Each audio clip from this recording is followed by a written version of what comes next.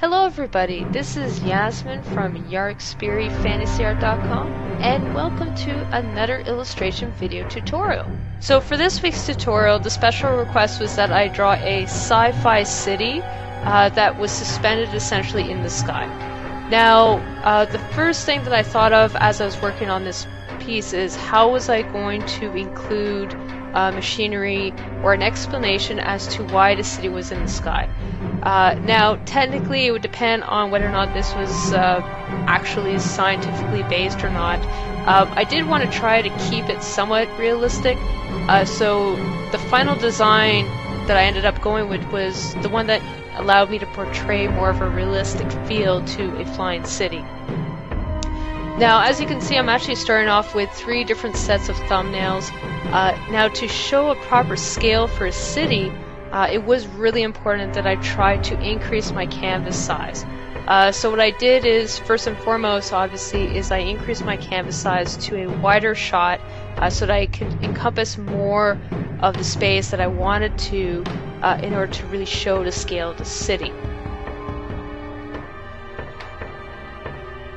Now, in the beginning stages, it was really important that I keep everything very simplified until I actually had something to work with. Because I didn't want to waste too much time on the initial stages only to find out that I had to redo it in the end. So I went immediately to grayscale since I'm more used and accustomed to using grayscale. And I used a very simple brush that I had made up. It's the flat brush once again. And essentially I just kept on switching back and forth through the first 2 until I've got those to a fairly completed stage, at which point then I switched to the final one. Although I never ended up actually keeping this one in the end or finalizing it, it is really important to try a couple of renditions before you settle on one design. So, since I already had a general idea of the style of city that I really wanted to draw, it made things a lot easier. That being said, the most important part was to have very strong negative space in between the different building portions. So I did spend a lot of time doing that specifically to make sure that everything tied together really nicely. Now, what you'll notice too is sometimes I'll turn off my reference lines periodically. I do this specifically so that I can actually get a better view of what I'm actually drawing in my scene, because the lines do get in the way sometimes of actually seeing some of the detail. At the same time, I do require that information to set up proper perspective lines to at least give me a general idea of how I'm going to actually draw this scene out. So I'm working on the final layout right now. As you can see, I'm keeping everything super rough, and what I'm doing is I'm actually sampling as I go some of the colors I've already used in the below pieces. Now, setting this page up, what I did do is I purposely decided to use different perspectives. By doing this, I got a lot of variety in my drawings, which allowed me to experiment a lot more with several different ideas. This is a really quick way of getting a lot of layout designs or general ideas for designs out quickly without spending too much time. The entire rough portion probably took about, I'd say, maybe an hour to 2 hours.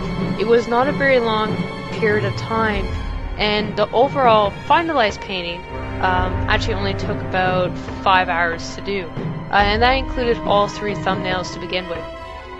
So once I had the hardest part done, then it was just a case of bringing certain things forward and back, and you will actually see me do that by essentially erasing certain portions just to make sure that I did have that illusion of depth that I was really trying to aim for.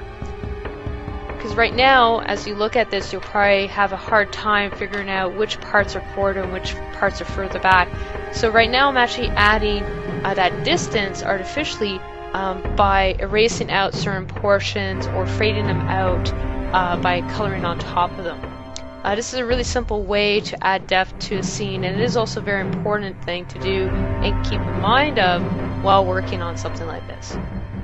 Now, to add some really quick colors to get a general idea of my palette, all I simply did is I added a color layer, and then from there I began adding some cloud effects to help build up some of the array of detail that I wanted to include in this. Now, since this is a scene that is further off in the distance, I don't have to add too much detail into the building, but I do still need the detail in the general perspective to read correctly. So I am going to spend quite a bit of time modifying these details to make sure that they do read correctly, so that it's easier to figure out the overall shape of these buildings. So as you can see, I'm just sampling the colors I already have in here, and I'm just fully fleshing out some of the details. You will notice that the engines on the bottom, I do change them actually near the end, and I do that because I didn't like how they were lining up in perspective. I kind of changed the perspective on purpose on those engines, but I didn't like how they looked, so I just removed it entirely and restarted that portion. I'm just adding some of those buildings in the background. Once again, I'm just sampling all those existing colors that I have, and I'm really trying to keep in mind that I need certain areas to recede further out, so I'm trying to blend back some of those areas as I go.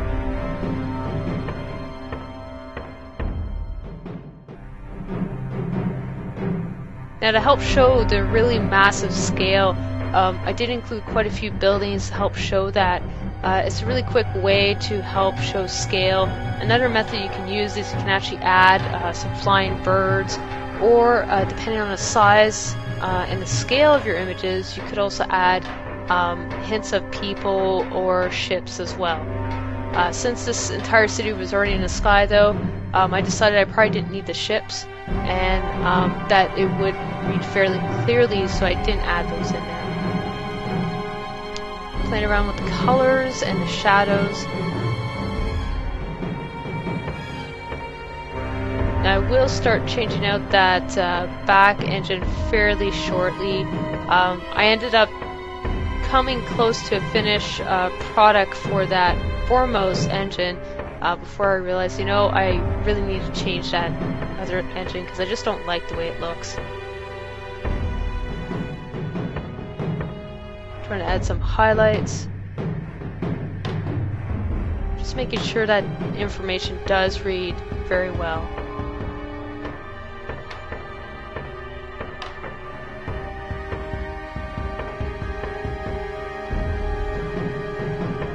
Adding some wires and bumping up the contrast in key areas. Now I've just started fixing up the engine size and retweaking some of that information just to make it look a little bit better. You will notice at the end of this video I had actually done additional changes which I hadn't recorded. Those took about another half hour to do. Just using my perspective lines, and I'm realizing, you know, I still don't like what I have here, so I just kept on working at it until I achieved something that I actually enjoyed as a design.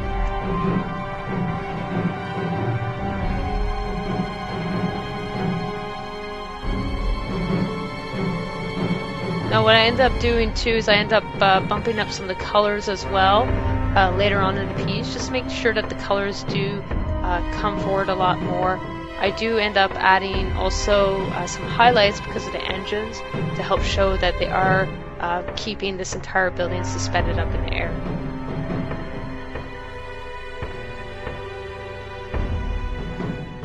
Adding some motifs, just adding some additional detail. Once again, tweaking that engine. Not quite happy with it until now. And just tweaking some of those information. I'm extending out that building as well. You will notice in the final illustration I extended it actually quite a bit more. I just simply didn't record that. Bumping up the contrast, the colors, and adding some highlights to key areas.